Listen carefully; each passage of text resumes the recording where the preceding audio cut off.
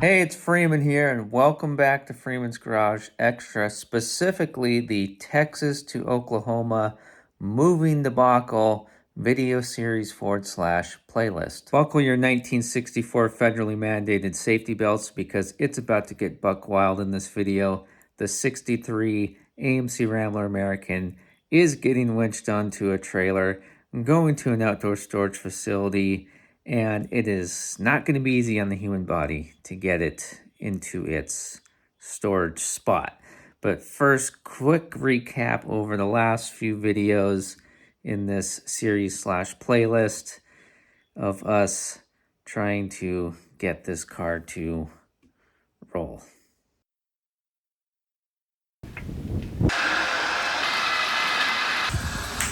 This is ridiculous. The brake shoes rusted to the brake drum. Not good. There could be something more sinister at work here. Jeez. Wow. We're out of time, and this could take 2 minutes or it could take 3,000. Remember when I said that this car would not, should not, cannot, will not be in this garage overnight? Yeah, that aged well. If this either doesn't turn right now, or if we can't get the wheel adjuster to move right now, we are screwed. You can tell I'm losing it. I'm losing it. If we just force it off, I think that's probably what we're gonna do. Wow, look at that. The winch setup might somehow become complicated. Now that your memory is refreshed on that, let's get the 63 AMC Rambler American over to the storage facility and get it off the trailer and into its parking spot and, well, bang the body up on this, and it was not easy, and, well, just keep watching for the details. We've arrived at the Rambler on the car trailer, and we don't have enough room, but somehow it angles. We have to get the car in between that truck and that trailer. Here's another look at the parking spot, and yeah, I knew it wasn't going to go well. What you're going to see on 8mm film here does not do anything justice of how much space there actually is to maneuver. There's the end of a building, this building, that building, a mop bucket, and sometimes I can move it, sometimes it's chained to the wall. This parking spot is the only one that would work for us. There was one other spot available in a different part of the facility. We would have had to back the trailer uphill. There's no way we're gonna get that car off the trailer without gravity's help. And things go wrong. Keep watching. Here's an unsafe trick I've used before by my lonesome. We got to get the car backwards uphill and over a metal bar. Ratchet strap can help. Although if your strap is too vertical, you'll just winch the car down to the trailer. We did our trick and things were going swell, and then the first thing went wrong. Unfortunately, I did not catch this on film because I was not expecting it. The car was hardly rolling. As the front tires came off the trailer, it took off, and there was more slack in the line than I thought there was. Keep in mind, we do not want the vehicle to get away from us because there's people's personal property parked over yonder. I set us up so we had enough distance, so if that happened, the car should not roll that far, right? I mean, I am being cognizant, I am being aware of other people's things, okay? I'm not one of those guys. But here's what happened. There was more slack than I thought there would be. The car takes off down the ramp, like I figured it would. Went a little faster than I thought it would. There was more slack than I thought there was. When the slack was not in the rope anymore, the winch rope, you would not believe, and by the way, I don't ratchet strap winches to trailers anymore. Chain only. I had to do what I had to do in this situation. All those ratchet straps that you see, ratchet strapping that winch down to that trailer, I am not kidding you. When the slack ran out of that rope, those ratchet straps, there's 4 or 5 of them on there, stretched 10 to 12 inches. And I actually don't think I'm exaggerating that. The winch moved almost a foot off of that trailer. I mean, that's how far those straps stretched. And then when the car, all four were on the ground, the winch fell back down to the trailer and the straps retracted. Let's just say, if there was ever a time to have an adult diaper on, that would have been one of them. Depends. You won a chancy sponsor, Freeman's Garage or Freeman's Garage Extra episode. Call me. Since it's dark, you can tell a lot of time has passed, and now I'm realizing the next problem. So this next challenge here, I did not expect at all. Remember, we swapped some tires around, and the plan was going to be, you know from the previous videos, that the plan was going to be a couple NASCAR swaps, right? Well, guess what? The inside of the wheel on the front is making contact with the tie rod end. Putting the blue 1962 Rambler classic wheels and tires on this car on one side, on the 63 American, was the perfect plan, but turned out not to be the perfect plan. This is where things really went downhill.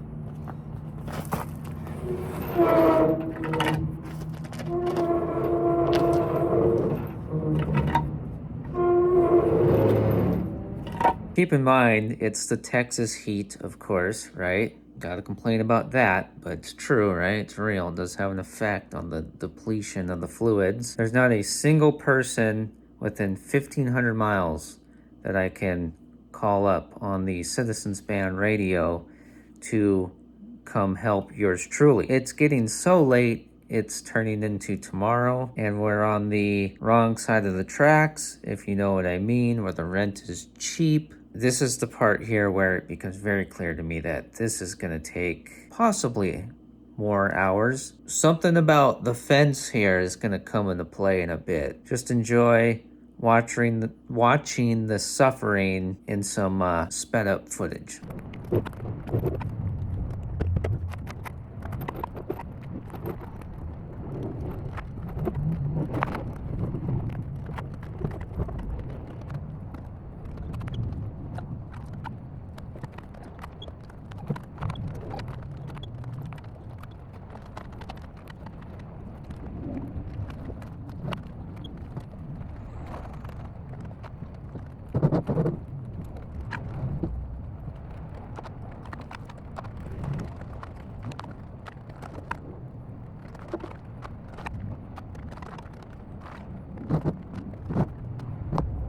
I'm not a professional athlete, not getting any sleep, being up at 5 a.m., working a full day, and then doing this till midnight. At this point, I was pretty just about out of energy, starting to think if I even had the physical ability to get this car all the way into that spot. I was preparing myself to just leave the car right there in the middle of the driveway there in the storage facility. Now, the folks that work there, I'm sure they'd be completely fine if I called them in the morning and said, "Hey, I'm sure you saw the car a minute ago on your way into the office. I'll be over there today to finish taking care of that." I'm sure they would have been fine with that.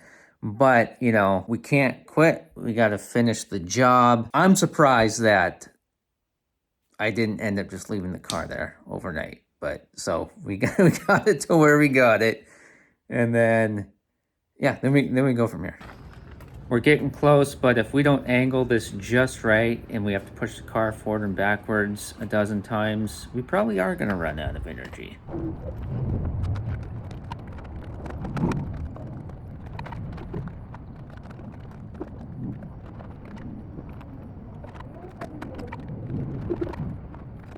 I'm sure you remember the video where I said that the right front tire holds air for a bit and that it should be enough for us to do this.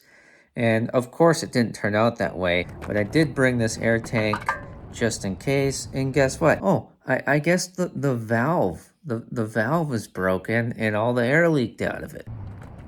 So now we've just I think only the right rear has air in it. Not helping our case here.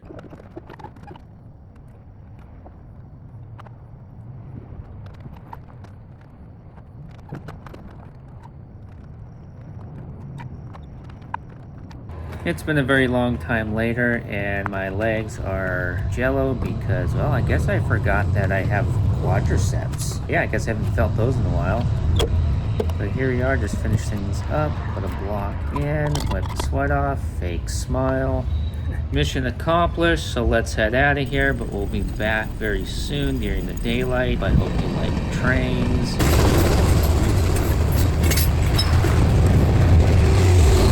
I've got lesions like this all over the body. Here's that fence. I thought about chaining the winch to it, but it turns out it's too weak.